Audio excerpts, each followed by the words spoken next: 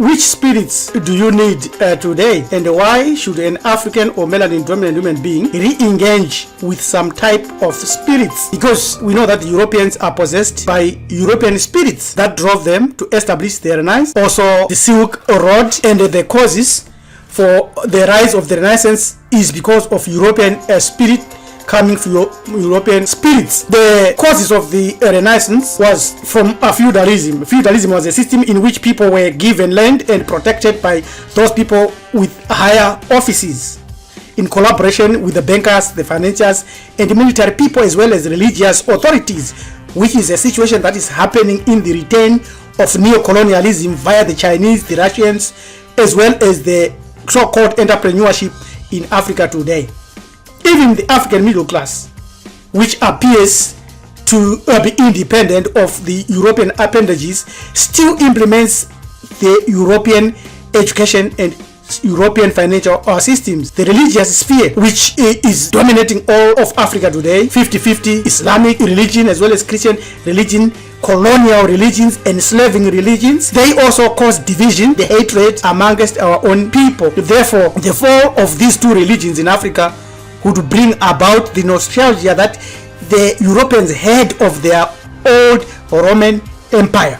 Also, when you remove Christianity and Islam and Judaism from an African mind, then he will or she will realize that their Asian civilization, the highest level of their Asian civilization was Hamid and Mohenjo-Daro and many other places. And therefore what they will do, they will have a change of mindset, which will be the key that will open the door for a new spirit to come into them, to lead to a major shift in their thoughts and their worldview. And therefore we need a number of spirits that will make us do and perform this major shift, just like the Europeans had, and when they became adventurous and when they became innovative, because they had a change of the mindset.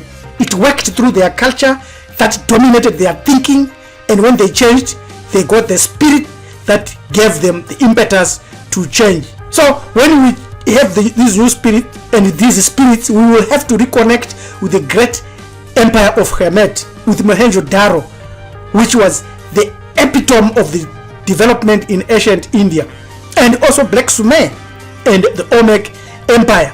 These will come from the spirit of the rainmaker Gomre, from the hunter spirit, from the divination abilities, from the war spirit of Majukwa, from the clan spirit and national spirit Mzimu, from the wandering spirits that are good and advantageous to us, and also the ability to reverse Ngozi. In other words, those people amongst us who are killed or who die mysteriously and in ways that we do not accept, we can be able to re-engage them and send their spirit and their soul to fight their killers or murderers or those who committed genocide upon them. The hunter spirit, Shavi Roudzimba, is a restless spirit and is the spirit of entrepreneurship and adventure. It is also a spirit that drives even the warrior mentality that was in Marcus Garvey and Duty Bachman. We need to study their achievements. We need to know these heroes, and we need to revive their spirits in us for us to become hunters again and win in this world. But before we go further, we need to remove the destructive spirit first. The witch spirit, Mtakati, the lowest spirit in the hierarchy of our spirits in ancient Africa amongst melanin dominant people all over the earth, is an evil spirit that spoils and spoiled everything for us on earth. It is characterized by destructive cynicism, negative thinking, passive and active sabotage. This spirit devours our energy. It is the spirit that casts a spell over us, and we end up performing the works of Shatter and Apple Piper. We need to cut off this head, and we can do that by cutting off the trickster spirit that comes into us. It comes from the spider Stripsa Gizo, found in West Africa, Anants, found in West Africa, Ijapa, found in Central and West Africa, and also the spider found in Southern Africa, and Ehoro at Ijapa, found in Southern and Eastern Africa. Because if we do not do that, we connect telepathically to the spirit of witchcraft perpetrated and pushed forward by Shatta or the god set. And so we understand the spirit of telepathy, which is the ability to mentally communicate without using words or other physical signals. And when the gods left and departed the earth as taught by Jgahuti, it was a grievous evil, and only evil angels remained, and they mingled with men, and they drove men as poor wretches, and they forced them into all manner of reckless crimes, into wars, into robberies, into fraudsters, and allowed Anansi and all these trickster spirits to use them into selling even their brothers into weaklings against enemies, which is hostile to the nature of our soul. So the car spirit, which we know resides in the statues and images and the thoughts that are connected to the divinities, is enhanced by our visualization and ability to have those images and visualize intensely using them. And when we do that, and our hearts are right, and we do not have the witchcraft spirit, the good spirits will come and imbue the statues and transfer that energy to us. You can call these statues silent. Yes, it will indeed be silent. But if you use the spirit of telepathy, it will allow the divinity to return to the earth, even though we know that the gods will depart, or the gods departed from the earth, from mankind. But when we use the spirit of telepathy and the items and tools that connects the images and the third dimensional representations, just like your radio and your television, when you tune it to a certain wavelength, you can listen to the radio you want. The same with the spirit of telepathy. And when we use it, then the spirits we are talking about will eventually manifest in your body. So we need a systems spirit. Everything that we do should be a systems spirit that changes the system. It is the war spirit of Majukwa, personal power to deal with conflict and gamesmanship. It helps us understand power cultures and how to create power and influence on the earth. So when we look at our diviners and we ask, what have they achieved? They have not achieved anything, because they operate within the system that is already in the world. They can divine, they can prophesy, they can tell you what will happen tomorrow, and it happens, but still they are not changing the system. When we look at our political leaders, the highest level of political achievement for us would be to become the United Nations Secretary General like Kofi Annan. But what did he achieve? He couldn't achieve anything, because he was operating within the system. Our richest entrepreneurs in Africa, Dangotes, all of them, they operate within a financial system that was established by Europe for Europeans. So what spirit is inside them?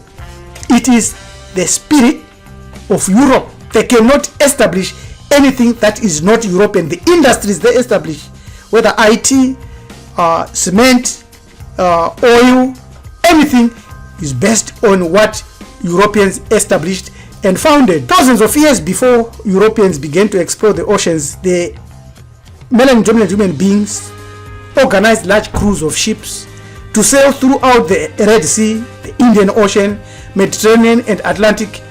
Evidence is shown that they also explored across the whole of the Holy Land, which is Africa, as far as Tanzania, Senegal, Cambodia, Australia, and Mesoamerica. There is evidence. Here is the proof about that. Now, what about our leaders and leadership? What spirit do they need? They need the warrior spirit to defend the red line. We shall show the red line shortly.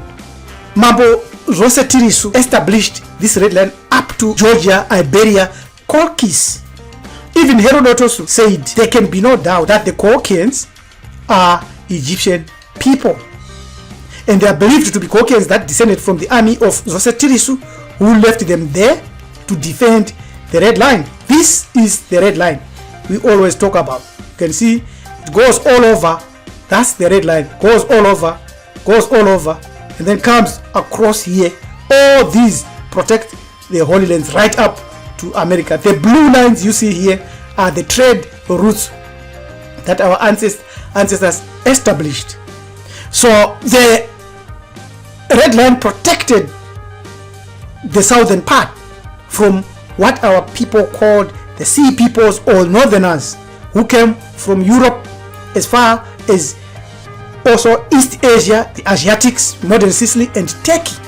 So at the end of the day, the king we are talking about had to protect a smaller line because our kingdom continuously faced wars. There is the red line here shown on another map, the true map, and this is Wazet, the holiest city for all of us. Napata, as you come towards Zimbabwe, South Africa, which actually on the old map are the empire of the great pharaoh Senuseret I or Rosetirisu, who was the establisher of the red line. Also, Ramesses II fought against those that came from the north to defend the red line. He was a melanin dominant human being, a Bantu, a Muntu, an African. That's why the statue of Jean-Francois Champollion, who deciphered the hieroglyphics, provokes a lot of criticism because he's shown here with his left leg on the head of Pharaoh Ramesses. If he was one of them or their ancestor, he would not have done this. But this is proof that they know that this man didn't like them at all to cross the red line. This is why the African schematic heritage is so dangerous to the Asiatic and Europoid, because it shows that Africans once ruled the whole world and they feared no one. But witchcraft came in anyway. Again, from Kemetic Kushite spiritual science, you can see Ramesses here, the great slaying the Hittites. Today they are painting them, putting them blacks and throwing some melanin dominant human beings. That's wrong, because he is a melanin dominant human being who fought against the people that came from the north, the sea peoples who were invading the south from the north. He had the spirit of Majukwa, the spirit of the warrior spirit, to defend what is ours by heritage. There again you see Tutmose III in war, in battle, establishing and stopping anybody from coming southwards. Again, you can see one of the greatest of the protectors, Pharaoh Amos, Kamosi's son, who offered no compromise to anybody who crossed into this part of the world. And the wife here, Nefertari, the shown here, Pharaoh Amos, the liberator, the heroic leader of our spiritual sciences, who established and re-established the red line again. So on his stela that he left, he says that he chased out the Hyksos out of Africa and chased them as far as the Euphrates River there. That, remember the red line that we show. This is the Persian Gulf, Georgia here called Kis. That was where the red line was also established, and across the whole of north of the Mediterranean, north of the Mediterranean, north-south of the Mediterranean. So besides the unknown creator, the divinities and the holy ancestors, what other benevolent spirits do you need? You need 6, and you don't only need 1. The only spirit that you do not need, you must chase out of your life, is the spirit of witchcraft. You must chase that as far as you can, because it is an anti-African spirit, anti-family spirit. It will destroy your family, it will destroy your achievement, and it will be destructive to your soul when you pass on into the ancestral realm. We need the spirit of Ugombre, we need the spirit of Roudzimba, we need the spirit of divination to know, we need the spirit of Majukwa, which we know establishes your red line in life, that I don't cross this, nobody crosses this, I live a perfect life, I live a Mahati Ubuntu life. We also need a family spirit to keep our families together, to keep our tribes and totems together. We need also the spirit of Shavi. Shavi or Kushava means to work, to be able to harvest, to be able to put effort and achieve a certain goal. We need the spirit of Ngozi, the capacity and the ability to reverse those of our ancestors who have been murdered, who have been killed, who have been maimed by enemies. We should be able to reverse their souls and spirits to fight and destroy those that destroy them. So these are the 6 spirits that we all should work with and accommodate. Remember the following: our spirituality, African spirituality, is very powerful. That is why the slave masters and the colonizers would never allow you to use it, would never allow you to maintain it, would never allow you to maintain your family, to maintain your totem, your names, or to know your ancestors, because they knew you will eventually be connected to the hierarchy of African spirits, and again connected to the divinities, and you will know the unknown creator. If you need to understand more about these spirits and these teachings, don't hesitate. Subscribe to our channel and watch our videos. You can also send us an email on join@marifado.com. Till we meet again, your manager Topi, please teach by Ellen saying, yes, you need these 6 spirits. Amen.